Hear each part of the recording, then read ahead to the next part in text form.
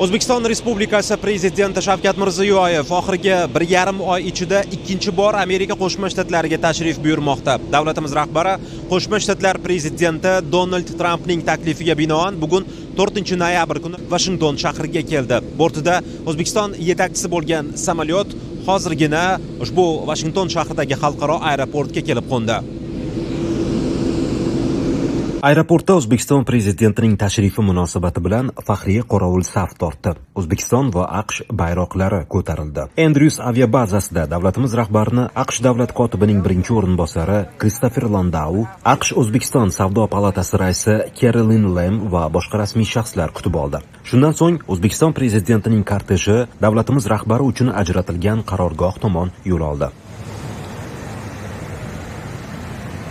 Amaliy tashrif bilan Washington shahriga kelgan prezident Shavkat Mirziyoyevni AQShda ishlayotgan va ta'lim olayotgan bir guruh vatandoshlarimiz kutib oldi. Davlatimiz rahbari ular bilan samimiy suhbatlashib, katta muvaffaqiyatlar tiladi.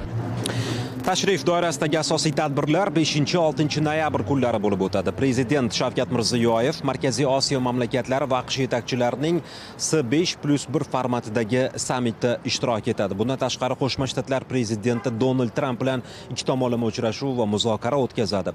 AQSh kongressmenlari va yirik ishbilarmon doiralari vakillarini qabul qiladi. Jarayonlardan sizlarni tanishtirib boramiz. Jahongir Olimov, Sanjar Shermuhammadov, Zamon informatsion dasturi uchun Washingtondan.